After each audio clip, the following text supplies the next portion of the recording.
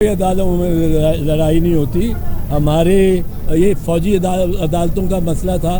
ہمارے افواج جو ہیں فوج جو ہے یہ آئین کے ماتحت ہے.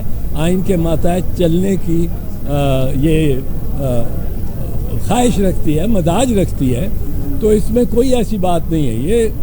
یہ 102 بندے فی الحال ان کو یہ ریلیف ملی ہے کہ وہ فوجی عدالتوں اور فوجی کسٹڈی سے وہ واپس سویلین کسٹڈی میں جائیں گے, اور سول پولیس اور ان کو سویلین عدالتوں میں پیش کیا جائے گا اور ضمانت کا حق ہو جائے گا.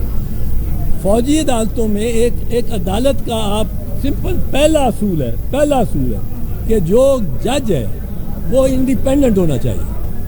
اب انڈیپینڈنٹ آزاد ہونا چاہیے. اس کو یہ فکر نہ ہو کہ میں نے اگر یہ فیصلہ اس کے حق میں دے دیا, اس کے حق میں دے دیا تو مجھے ٹرانسفر کر دیں گے, مجھے شو کاز نوٹس کر دیں گے میرے کو خلاف. وہ آزادی سے فیصلہ.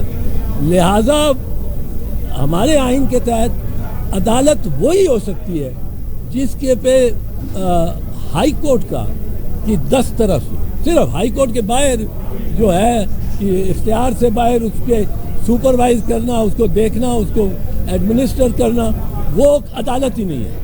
اب فوجی عدالت میں تو جو افسر بیٹھے ہوئے ہیں وہ تو انڈیپینڈنٹ نہیں. کرنل صاحب بیٹھے ہوں گے, فوجی عدالت لگی ہوگی. اب کرنل صاحب کو تو یہ پتہ ہے کہ مجھے یوں ٹرانسفر کیا جا سکتا ہے, مجھے یوں نکالا جا سکتا ہے فوج سے. سو بائی ڈیفینیشن وہ فوجی عدالتیں عدالت ہی نہیں کہلا سکتی. اور سپریم کورٹ نے آج جو سیکشن 4 کو بھی کل عدم قرار دیا ہے, اس سے اب آئندہ بھی نہیں کہہ سکتے. صاحب اسی سپریم کورٹ نے 14 مئی کو پنجاب میں الیکشن کروانے کا حکم دیا تھا, اس پر امپلیمنٹ ابھی تک نہیں ہوا. تو کیا اس آرڈر پہ امپلیمنٹ ہوں گے؟ اگر نہیں ہوں گے تو اس کے کیا کانسیکوینسز ہوں گے؟ دیکھیں, آرڈر پہ امپلیمنٹیشن ہوگی, مجھے یقین ہے. کوئی ایسی بات نہیں. عمر صاحب بندیال صاحب بھی کر جاتے آرڈر اس وقت, تو اس پہ عمل درآمد ہوگا. پوائنٹ یہ ہے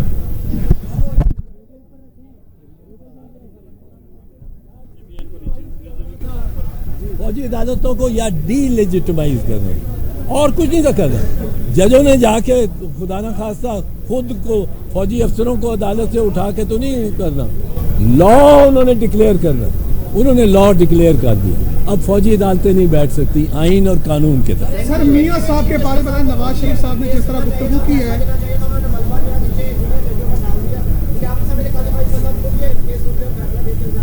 نہیں, ایک اچھی بات ہوئی ہے اس میں, ہمیں تو ریلیف مل گئی. اس کی وجہ یہ ہے کہ اگر وہ آ جاتے تو پھر ساری ری ہیئرنگ ہوتی, پھر سارے کیس کی. اور اگر ایک بھی جج ان میں سے اور نیا آ جاتا جو چلے گئے تو اس کے بعد ہو سکتی ہے یہ فیصلہ ہو سکتا ہے. جو نیا جج آتا ہے ایک بھی آ جائے تو شروع سے ری ہیئرنگ ہوتی اور وہ لمبا کام بنتا. اس میں دوران ٹرائلز بھی, ملٹری ٹرائلز بھی ہو جاتے.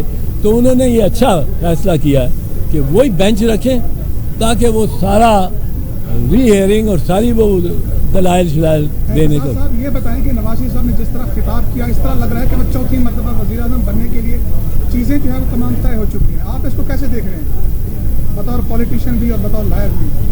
پاکستان میں ماضی کے علاوہ اور کوئی پیشین گوئی نہیں کی جا سکتی. ماضی کے علاوہ کوئی اور پیشین گوئی نہیں کی جا سکتی پاکستان میں. You can predict nothing but the past and there is many a slip between the cup and the lip. Aitzaz Ahsan صاحب, پہلے P T I already level playing field کا مطالبہ کر رہی ہے, اب پیپلز پارٹی بھی یہی مطالبہ کر رہی ہے. اگر اسی فیلڈ میں انتخابات ہوتے ہیں, وزیر اعظم بن جاتے ہیں چوتھی دفعہ, نواز شریف صاحب ایکسیپٹ کریں گے آپ اس الیکشن کو؟ کانٹروورشل ہوگا. میں تو سمجھتا ہوں کہ ہر کسی کو ایک ایک قدم پیچھے لینا چاہیے. فوج ملٹری کو کورٹ سے اعتراض کر لے, اب تو ہو گیا, پر یہ پہلے ہوتا تھا کہ کر لیتی. مسلم لیگ نواز اس معاملے پہ کہ تاریخ وہ ڈیلے کرنا چاہتے ہیں کہ پہلے وہ یہ حلقہ بندیاں ہو جائیں. اور کل بھی پرسوں بھی انہوں نے کہا, مریم بی بی نے اور ان کے ایک دو سینئر ممبرز نے ٹیلی ویژن, اور وہ ایک قدم پیچھے ہو جائیں کہ ڈیٹ ہو جائے. اور پیپلز پارٹی ڈیٹ مانگ رہی ہے, اور عمران خان بھی اگر ڈیٹ ہو جائے, الیکشن کمیشن انڈیپینڈنٹ ہو جائے, تو عمران خان بھی ایک قدم پیچھے لے کہ وہ یہ نہ وہ وعدہ کرے کہ ایسے الیکشن ہو گئے تو وہ شور نہیں ڈالے گا کہ دھاندلی. کیا یہ برف پگھلتی ہوئی نظر آ رہی ہے اور خان صاحب کب باہر نکلتے ہوئے آ رہے ہیں؟ جی سائفر کیس تو کوئی کیس ہی نہیں ہے یار, میں کہہ رہا ہوں پتہ نہیں, وہ کہتے ہیں 28 گواہ دے دیے, 28 گواہ کیا کریں گے؟ سائفر میں خود کچھ ہو تو وہ سائفر کو ڈی سائفر کرنا یا کلاسیفائڈ کو ڈی کلاسیفائی کرنا یہ اختیار ہے پرائم منسٹر کا, یہ اختیار ہے, اس کے حلف میں لکھا ہے, یہ اس کا اختیار ہے اور وہ استعمال کرے گا اس اختیار کو اگر وہ سمجھتا ہے کہ کوئی in the course of his duties اس کے لیے نیسیسری. اب کسی وزیر اعظم کو کسی بڑی طاقت کی طرف سے دھمکی آئے, کیونکہ سائفر یہ تسلیم کر رہے ہیں, سائفر کو تو تسلیم کر رہے ہیں کہ وہ ڈونلڈ لو نے بات کی ہے ہمارے اسد مجید سفیر سے, اس کو تسلیم کر رہے ہیں, تو دھمکی تسلیم کر لی. دھمکی جب تسلیم کی تو امریکہ سے احتجاج بھی کیا 2 مرتبہ یہ نیشنل سیکیورٹی کمیٹی نے, اور ڈیمارش کیا, کیونکہ آپ نے تسلیم کر لیا کہ یہ امریکہ کی طرف سے دھمکی آئی. اب اگر امریکہ کی طرف سے دھمکی آئے تو کیا وزیر اعظم چھپ کے بیٹھا رہے؟ He has to take the entire nation into confidence. اس کو ایک منٹ.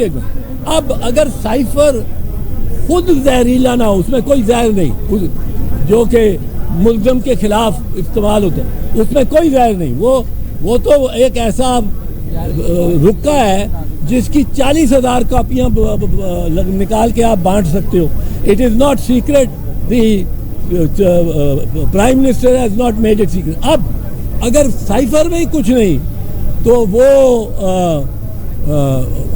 آدم خان کیا کہے گا؟ وہ زیادہ کہے گا اس کے پاس رہا, اس کے پاس رہا.